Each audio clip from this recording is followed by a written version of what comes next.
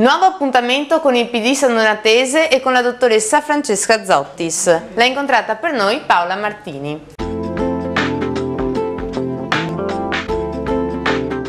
È con noi Francesca Zottis, segretario del Circolo Sandonatese del Partito Democratico.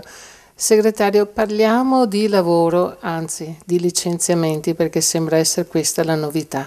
Sì, purtroppo è questa la novità, diciamo, si sta andando verso quelli che vengono detti licenziamenti facili, senza considerare che noi abbiamo già la legge 223 che permetteva in caso di crisi, in caso per cui di problematiche economiche, il licenziamento dei lavoratori, logicamente con una supervisione della mano pubblica. In questo momento invece si va quasi a dare, diciamo, la deroga al datore di lavoro con un'autocertificazione di poter licenziare il lavoratore, senza per cui delle evidenti garanzie per il sostegno del lavoratore che può essere licenziato in modo abbastanza così libero. Ecco, lo scopo di questi licenziamenti si dice perché è una richiesta dell'Unione Europea, ma la cosa sembra abbastanza non chiara. No, allora la cosa non è chiara, in quanto un conto è chiedere un mercato del lavoro maggiormente flessibile, anche su questo bisognerebbe riflettere il come, dato comunque la situazione italiana e come è composto lo Stato italiano, che è molto diverso dalla Germania, dove per esempio c'è il reddito minimo garantito, cosa che in Italia non c'è.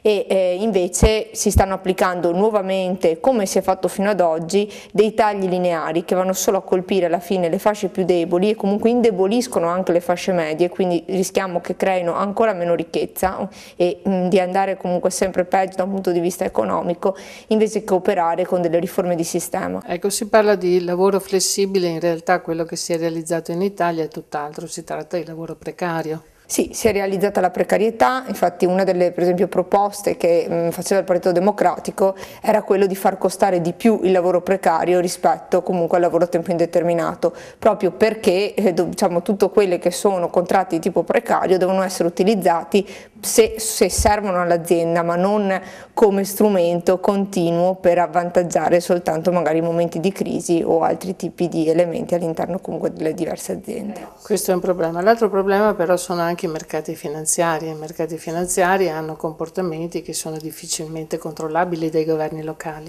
Infatti questo è l'altro problema, il fatto che comunque purtroppo, per quanto noi siamo per l'Unione Europea, siamo per l'Europa e lo ribadiamo, forse si sarebbe dovuta fare prima una politica di governo internazionale, comunque europea, e poi la moneta unica, mentre prima noi abbiamo emesso una moneta unica senza però avere un reale controllo, una politica di governo a livello europeo. E per l'Italia nello specifico c'è qualche consiglio che lei si sente di dare, una qualche opinione? Sì, di guardare un po' di più, diciamo, a quella che è il welfare, per cui di partire a da quelle che sono delle riforme del welfare per creare le condizioni per poter ripartire, perché comunque anche la domanda c'è se io posso spendere, ma se io non ho nessuna, non tutela ma salvaguardia, se non ho le risorse per potermi mettere nel mercato del lavoro, se non ho un lavoro che mi permette di spendere, chiaramente questa domanda non crescerà mai, naturalmente il prodotto interno lordo non crescerà mai, e poi il fatto di cominciare a dare reali possibilità ai giovani e alle donne, che insieme poi a quelli che sono gli uomini, per cui a un mercato a 360 gradi probabilmente potrebbero con competenze diverse creare maggiore produttività.